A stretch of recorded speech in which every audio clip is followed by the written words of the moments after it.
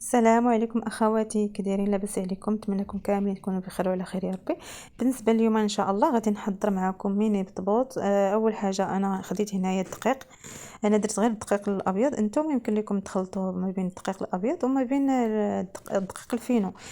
هنايا خديت 300 غرام ديال الدقيق الابيض، ودرت معلقه صغيره ديال الملحه، معلقه صغيره ديال السكر سنيده، 2 معالق ديال الخميره حبيبات. بالنسبه للخميره كنديروا الخميره على حسب الجو، الا كان الجو بارد راه كنزيد في الخميره، كان الجو سخون راه كنديروا غير القياس باش ما يخمروش عاوتاني بزاف. وهكا كندير الماء يكون دافي، كنعجن العجينه ديالي كنخلطها مزيان. من بعد غادي نديرها على سطح العمل وغادي ندلكها مزيان مزيان حتى كتدلك مزيان. ومن بعد غادي ناخذها وغادي نغطيها، نخليها غير تقريبا 10 دقائق هكاك حتى كترتاح شويه. ومن بعد غادي ناخذها وغادي نسرحها فوق سطح العمل، غادي نسرحها مزيان بالدلاك حتى كتسرح ليا. وغادي ناخذ القطع على حسب القطعه اللي عندكم. بغيتو ديروا مربعات كديروا مربعات، بغيتو ديروا دائريين كديروهم دائريين، المهم نتوما على حسب داكشي اللي بغيتوه.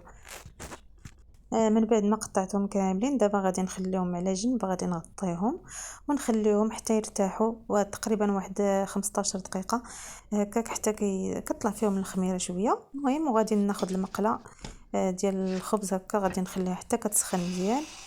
صافي ملي كتسخن لينا المقله دابا غادي نبدا ندير البطبوط يطيب، ومن بعد غادي نبقى نقلبهم هكا حتى كيطيبوا مزيان ويتحمروا. صافي وغادي نخليهم على جنب حتى كيبردوا، ومن بعد غادي نحضروا الحشوه ديالنا باش غادي ندوزو باش نعمروهم.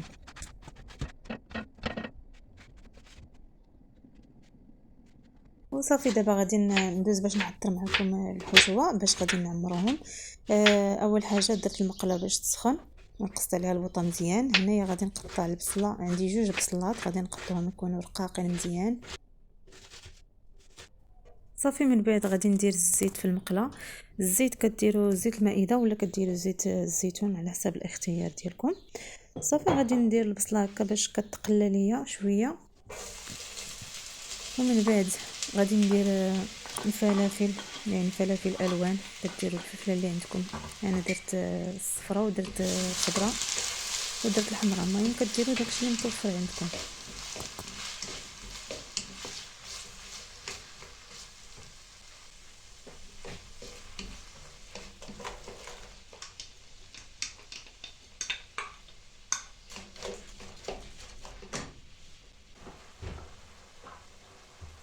خديت هنايا الصدر ديال الدجاج وقطعته قطع صغيره.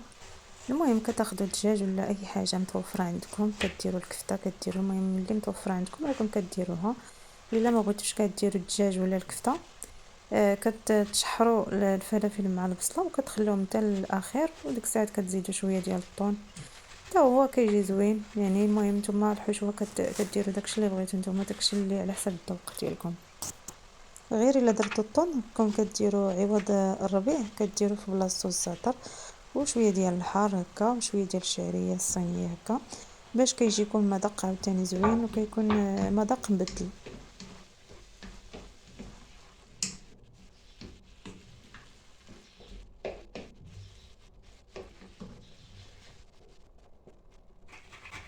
صافي هنايا غادي نزيد ضريس ديال الثومه محكوك، غادي نزيدو مع المكونات اللي درنا في الاول.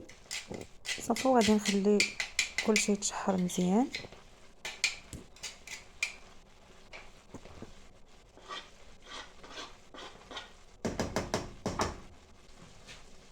وبالنسبه للعطريه عندي هنا معلقه صغيره ديال الملحه ومعلقه صغيره ديال بابريكا، نص معلقه ديال الابزار، شويه ديال الخرقوم البلدي وشويه ديال السكنجبير.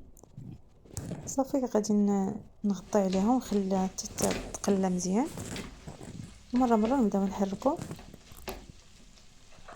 صافي حتى كنحسوا بالخليط بلي راه صافي راه تشحر مزيان. وغادي نزيد هنايا الشعريه الصينيه غير شويه، ما تكثروهاش بزاف، وشويه ديال الزيتون مقطع، زيتون خضر والربيع، يعني كديروا المعدنوس والقزبر كتقطعوهم مزيان وكديروهم في الاخير باش كيعطيونا المذاق للحشوه ديالنا. بالنسبه للشعريه غديروا غير شويه، ما تكثروهاش باش ما تشفش لكم الحشوه ديالكم. وهاد القطعه ديال الفرماج درتها غير اختيار، يعني بغيتو ديروها ديروها، ما بغيتوش ماشي مشكل. المهم انا غير درتها باش تزيد ليا المذاق للحشوه ديالي. الا عندكم فرماج الاخر يعني الاحمر حتى هو راه كتزيدوا منه شويه، هو كاع اذا كان راه حسن كيعطي المذاق زوين.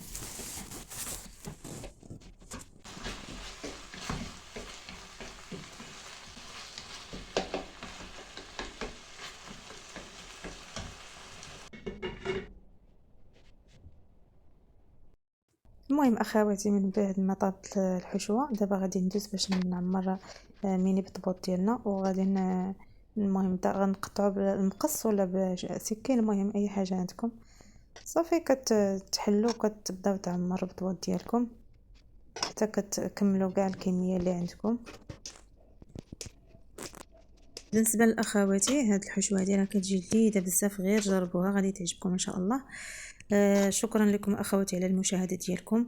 الى عجبكم الفيديو ما تنساوش لايك واشتراك القناه، وخليت لكم الراحه. ان شاء الله نتلاقاو في فيديو جديد ان شاء الله بحول الله.